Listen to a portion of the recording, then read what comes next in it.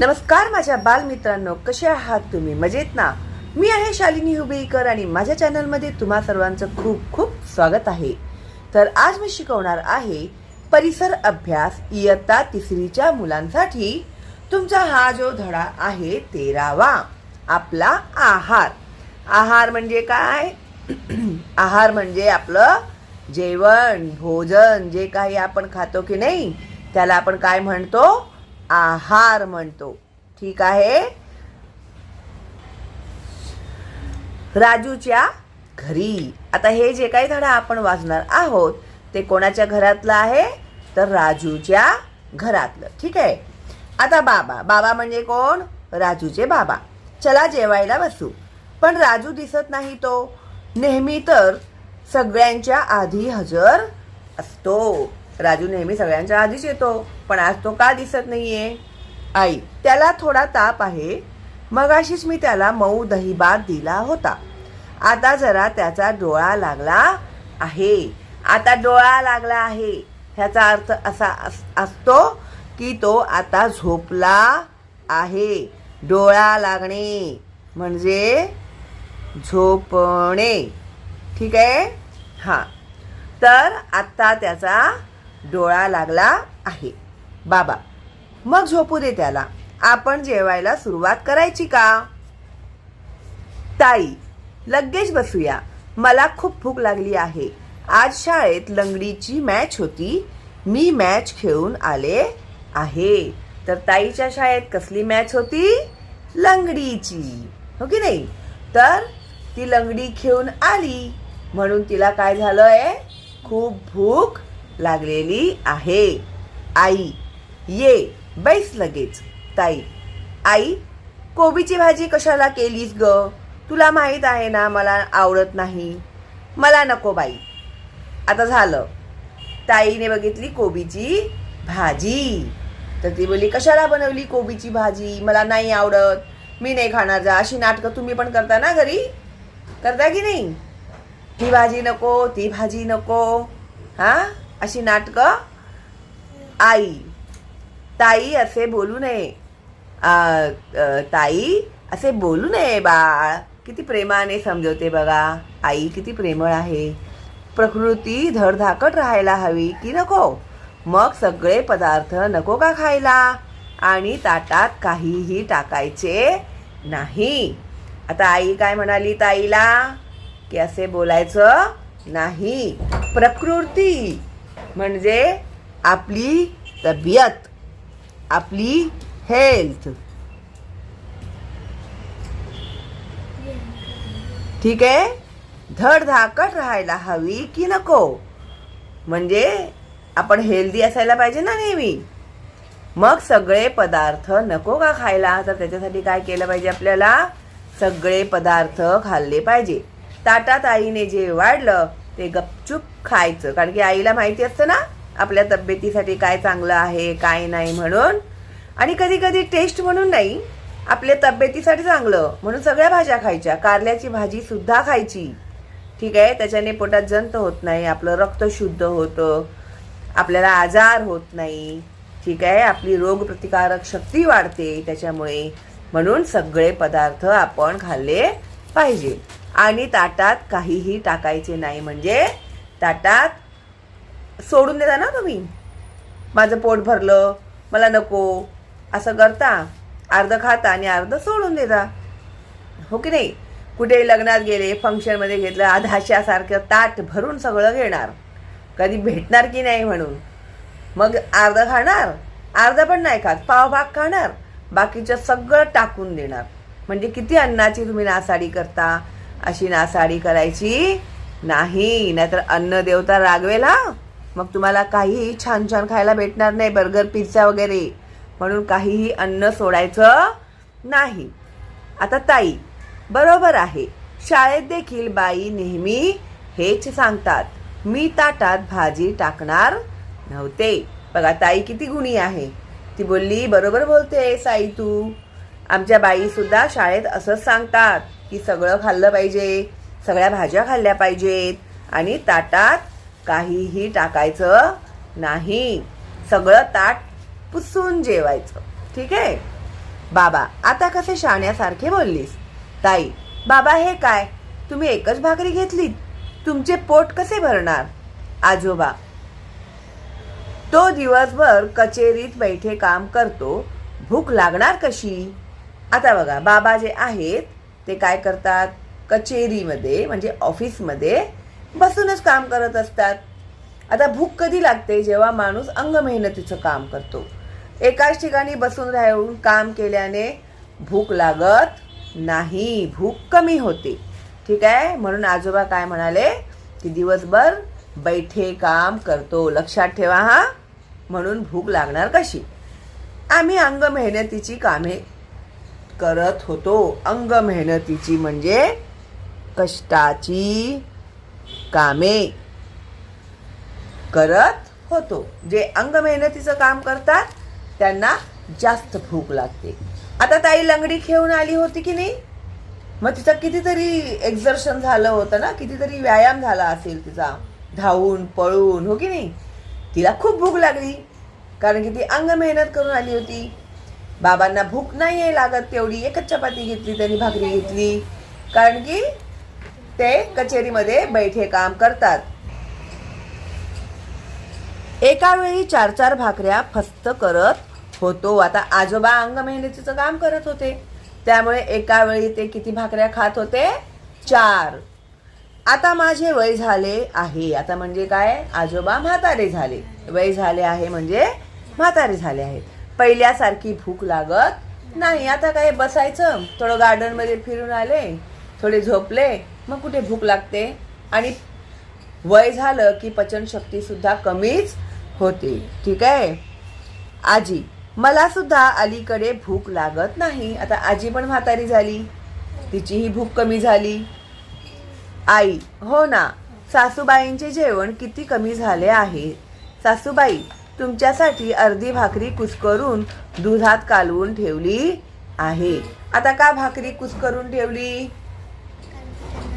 आजीला दात नाहीयेत किंवा दातांचा काहीतरी त्रास आहे म्हणून. ठीक आहे. सांगा पाहू, राजूला आईने मऊ दहीभात का दिला असेल, सांगा बघू. तो आजारी होता आणि आजारपणामध्ये आपली पचनशक्ती कमी होते. मग ते मऊ दिलं ना बनवून की ते पचायला हलकं असतं, म्हणून राजूला आईने मऊ दहीभात दिला. ताईला खूप भूक कशामुळे लागली होती, लंगडी खेळून आल्यामुळे. बाबांना एकच भाकरी का पुरते, कारण ते बैठे काम करतात. आजी आणि आजोबा कमी का खातात, कारण त्यांचं आता वय झालेलं आहे. नवा शब्द शिका. आहार. रोजच्या रोज 2 वेळच्या जेवणात आपण काही अन्नपदार्थ खातो, शिवाय काही अन्नपदार्थ इतर वेळेस खातो. नवा शब्द शिका. आहार. रोजच्या रोज 2 वेळच्या जेवणात आपण काही अन्नपदार्थ खातो, शिवाय काही अन्नपदार्थ इतर वेळेसही खातो.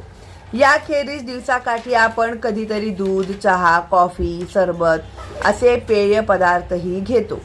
दिवसभरात जे खाद्यपदार्थ आणि पेय पदार्थ आपल्या पोटात जातात त्या सर्वांना मिळून आहार म्हणतात. ठीक आहे, म्हणजे एकंदरीत दिवसभरात जे काही आपण खातो त्याला म्हणतात आहार. ठीक आहे. आहार जास्त किंवा कमी का होतो. एखाद्या दिवशी आपल्याला भूक जास्त लागते तेव्हा आपण भरपूर जेवतो, त्या दिवशी आपला आहार जास्त असतो. कधी भूक कमी असते तेव्हा आपण थोडेसे जेवतो, त्या दिवशी आपला आहार कमी असतो. म्हणजे आपला आहार कशावर अवलंबून आहे, आपल्या भुकेवर अवलंबून आहे. भूक नसलं आपल्याला कितीही पंचपक्वान्न ठेवा समोर, पण ते आपल्याला खायला होणारच नाही. सांगा पाहू, या दोघांपैकी जास्त आहार कोणाचा असेल का. तर ताईचा आहार जास्त असेल, आजीचा आहार कमी असेल. ताई तरुण आहे त्यामुळे तिचा आहार जास्त आहे. या उलट आजी म्हातारी आहे त्यामुळे तिचा आहार कमी आहे. काही कामे करताना शरीराची भरपूर आणि वेगाने हालचाल होते. शरीराला भरपूर कष्ट पडतात. अशी कामे अंग मेहनतीची कामे होत. आता मी जे जे मार्किंग केलेलं आहे ना ते सगळं इम्पॉर्टंटच आहे. ठीक आहे. आणि जे अधोरेखित केलेलं आहे तिथे सुद्धा तुम्हाला अधोरेखित करायचं आहे. काही कामे एका जागी बसून करायची असतात. ती करताना शरीराला फार कष्ट पडत नाहीत. अशा कामांना बैठी कामे म्हणतात. जसं ऑफिसमध्ये हो की नाही. इवन वॉचमन जे असतो ते पण बैठं कामच आहे, बसून राहतात. रिसेप्शनिस्ट बैठी कामं आहेत ती. बैठी कामे करणाऱ्यांची भूक त्या मानाने कमी असते. हे बघा इथे चित्र दिलेलं आहे की नाही. परीक्षेमध्ये ना तुम्हाला अशा प्रकारचे चित्र आले तर तुम्हाला ते लिहिता आलं पाहिजे. हे अंग मेहनतीचे काम आणि हे आहे बैठे काम. अंग मेहनतीची कामे करणाऱ्या व्यक्तींचा आहार जास्त असतो. त्यांना अधिक अन्नाची गरज असते. जे जास्त मेहनत करतात त्यांना अन्न जास्त लागतं. माहित आहे का तुम्हाला. आता हे खूप इम्पॉर्टंट आहे. ठीक आहे. पाणी भरणे, कपडे धुणे, घर झाडून पुसून काढणे ही अंग मेहनतीचीच कामे आहेत. ही कामे करणाऱ्या व्यक्तींना भूक जास्त लागते. ठीक आहे. कोणती कामे करणाऱ्या व्यक्तींना भूक जास्त लागते असा जर प्रश्न आला तर पाणी भरणे, कपडे धुणे, घर झाडून पुसून काढणे ही अंग मेहनतीची कामे आहेत. ही कामे करणाऱ्या व्यक्तींना भूक जास्त लागते. ही कामे करणारी व्यक्ती स्त्री असो अथवा पुरुष त्यांना पुरेसे अन्न मिळणे गरजेचे आहे. आता एवढं अंग मेहनतीचं काम केलं आणि पोटभर जेवण मिळालं नाही तर काय होईल. अशक्तपणा येईल. मग काम करायला होणार नाही. त्यामुळे त्यांना भरपूर अन्न आणि पोट भरून अन्न मिळायलाच पाहिजे. माहीत आहे का तुम्हाला. मोठे होताना शरीराची वाढ वेगाने होते. म्हणून या वयात मुलांना आणि मुलींना भरपूर आहार मिळायला हवा. आता बघा तुम्ही लहान होते, आता हळूहळू मोठे मोठे होत आहेत की नाही. तर मोठे होताना काय होतं, मुलांना भूक लागते, अंग वाढतं. आणि भूक लागलं आणि तुम्ही लोकांनी पोट भरून जेवण नाही जेवलं, डाळ भात आमटी भाजी चपाती सगळं, तर काय होणार, तुमचं शरीर छान प्रकारे वाढणार. जर तुम्ही हे न खाता वेफर खाल्ले आणि काय ते पिझ्झा बर्गर, हे काय आपल्या अंगाला लागणाऱ्या वस्तू नाही आहेत. मग तुमची बुद्धी वाढणार नाही, हुशार होणार नाही तुम्ही अभ्यासामध्ये, शरीर वाढणार नाही तुमचे, बटले सुकडे लुकडे कसे तरी होणार किंवा फुगेल अंग तुमचं. सांगा पाहू, एकाच दिवशी वर्गातील प्रत्येकाच्या घरी भोपळ्याचीच भाजी असेल का? आता तुम्ही वर्गात डबे घेऊन जाता तर सगळ्यांच्या डब्यात भोपळ्याचीच भाजी असते का? नाही ना. कोणाच्या भाज्यात भेंडीची असेल, कोणाचा फोडणीचा भातही असेल, कोणाच्या डब्यामध्ये मेथीची भाजी असेल, चवळीची भाजी असेल, मुगाची उसळ असेल. तर सगळ्यांच्या डब्यामध्ये वेगवेगळा आहार असेल की नाही, की एकच भाजी घेऊन जातात सगळेजण, वेगळे वेगळे घेऊन जातात, हो की नाही. रोज तेच ते जेवण बनवले तर तुम्हाला आवडेल का? नाही. आंबे आपल्याला वर्षभर का मिळू शकत नाही? कारण उन्हाळा हा आंब्याचा सीझन आहे. उन्हाळ्यातच आंबे येतात. अन्न पदार्थांतील विविधता.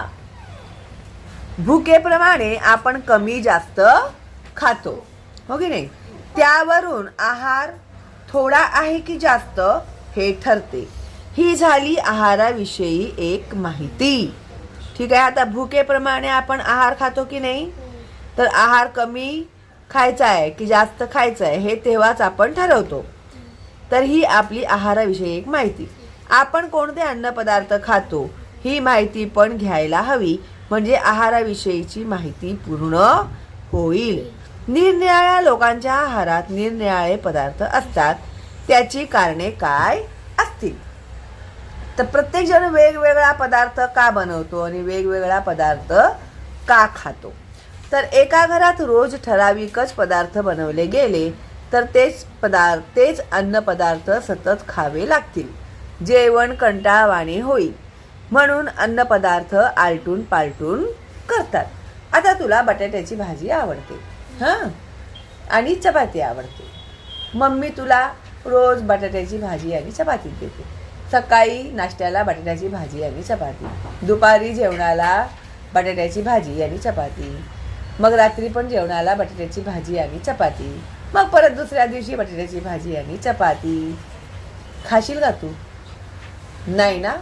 मग तोच आहार आपण रोज घेतला तर आपल्याला तो काय होतो? कंटाळवाणा वाटतो, हो की नाही? तर म्हणून अन्न पदार्थ आलटून पालटून करतात. मग आठवड्यातून एकदा मम्मी बटाट्याची भाजी बनवणार, एकदा भेंडीची बनवणार, एकदा मेथीची बनवणार, एकदा चवळीची बनवणार, एकदा पालक पनीर बनवणार, असं वेगवेगळे. कधी मच्छी बनवणार, कधी मटण बनवणार, कधी चिकन बनवणार, हो की नाही? मग व्हरायटीज ऑफ फूड म्हणजे वेगवेगळ्या पदार्थाचे आहार तुम्हाला जर भेटले आणि वेगवेगळ्या प्रकाराचे चविष्ट आहार भेटले तर आपल्याला कंटाळवाणा वाटेल का? ते नाही. जेथे भात भरपूर पिकतो तेथील लोकांच्या खाण्यात भात जास्त असतो. तर ज्या भागात ज्वारी किंवा बाजरी जास्त पिकते तेथील लोकांच्या जेवणात भाकरी जास्त असते.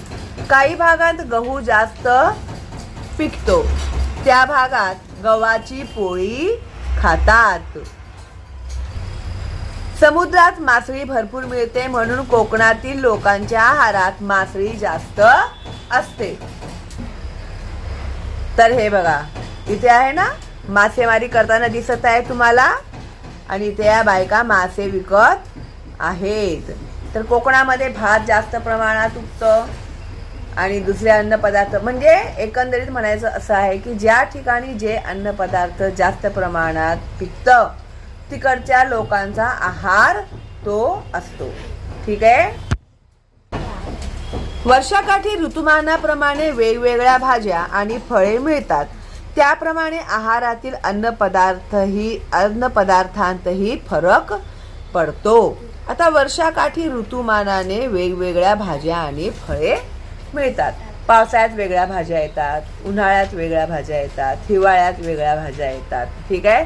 त्याप्रमाणे आहारातील अन्नपदार्थांतही फरक पडतो. एखादा समारंभ असेल तर काही वेगळे अन्नपदार्थ करतात. सणासुदीच्या दिवशी गोडाधोडाचे जेवण करतात. आता सण वगैरे असेल, काही समारंभ असेल, कार्यक्रम असेल घरामध्ये तर आपण वेगवेगळ्या प्रकारचे पदार्थ बनवतो. आपले रोजच्या जेवणातले पदार्थ बनवतो का? नाही. आपण काय काळजी घ्यायची? प्रकृती चांगली हवी असेल तर आहाराविषयी काळजी घ्यावी लागते. म्हणून घरी बनवलेले सर्व पदार्थ खावेत. न आवडणारे पदार्थ खायचेच नाहीत असे करू नये. मोड आलेल्या कडधान्यांच्या उसळी आणि पालेभाज्या आहारात वारंवार असाव्यात. हे बघा, मोड आलेले कडधान्य दिसत आहेत ना, ते हेल्थसाठी खूप चांगले असतात. अधूनमधून जेवणात दही किंवा ताक असावे. वर्तमानपत्रात किंवा दूरदर्शनवर शीतपेयांच्या खूप जाहिराती असतात. अनेक खाद्यपदार्थांच्याही जाहिराती असतात. हे पदार्थ विकत घ्यावेत असा मोह पडतो. ते पदार्थ चवदार असतात, आकर्षक वेष्टनात मिळतात, पण ते आरोग्याला चांगले असतीलच असे नाही. आता इथे त्यांनी काय सांगितलंय? वर्तमानपत्रामध्ये, टी व्हीमध्ये तुम्हाला ते जे शीतपेय असतात ना, कोल्ड्रिंक्स, पिझ्झा खा, बर्गर खा, हे खा, ते खा, वेफर खा, अशा प्रकारचे विविध ॲडव्हर्टाइजमेंट येतात की नाही, तर ते आपल्या तब्येतीसाठी चांगले असतीलच असे नाही. ठीक आहे. इथे बघा, ॲडव्हर्टाइजमेंट बघताय ना तुम्ही, बघता मग तुम्हाला असं वाटतं की अरे हे आपण घेतलं पाहिजे. ठीक आहे. आपण काय शिकलो? दिवसभरात जे खाद्यपदार्थ आणि पेय पदार्थ पोटात जातात त्या सर्वांना मिळून आहार म्हणतात. वय करावी लागणारी मेहनत आणि प्रकृती ही आहारात फरक पडण्याची कारणे आहेत. आता आहारामध्ये फरक कसा पडतो? एक तर वयाच्या मानाने जेवण कमी होतं, करावी लागणारी मेहनत जास्त असेल तर भूक जास्त असते, आणि प्रकृती सगळेच जण एकसारखं जेवण जेवतात का? नाही. कुणाचं जेवण कमी असतं तर कुणाचं जेवण जास्त असतं. ऋतुमानाप्रमाणे मिळणाऱ्या अन्नपदार्थांमुळे आहारात बदल होतात. वेगवेगळ्या भागांत सहजपणे मिळणारे अन्नपदार्थ वेगवेगळे असतात, त्यामुळे लोकांच्या आहारात विविधता वाढते. आहारात वेगवेगळ्या पदार्थांचा समावेश केल्याने शरीराच्या अन्नाविषयीच्या सर्व गरजा भागतात. आता आहारात वेगवेगळे पदार्थ म्हणजे आपण कसं डाळ, भात, भाजी, चपाती सगळे घेतो की नाही, लोणचं घेतो, मग पापड घेतो, त्यामुळे कसं लागतं, आपलं ताट भरलेलं आणि जेवायलाही टेस्टी आणि छान लागतं, हो की नाही. जाहिरातींमध्ये दिसणारे आकर्षक व चवदार पदार्थ प्रकृतीला चांगले असतीलच असे नाही, हे नेहमी लक्षात ठेवा. प्रकृती चांगली ठेवण्यासाठी अन्नाविषयी काळजी घ्यायला हवी. ठीक आहे. तर अशा प्रकारे आपला हा धडा झालेला आहे पूर्ण. ह्याचा स्वाध्याय मी तुम्हाला पुढच्या व्हिडिओमध्ये सोडून दाखवणार आहे. कशा प्रकारे तुम्ही पुस्तकातून उत्तरे शोधून लिहिणार हे सुद्धा मी शिकवणार आहे. तर नवीन आहात तर लवकर सबस्क्राईब करा आणि बेलचं आयकॉन टॅप करा, कारण की आपले पुढील जे व्हिडिओ आहेत ते खूप महत्त्वाचे आहेत आणि सगळे विषय मी तुम्हाला शिकवणार आहे.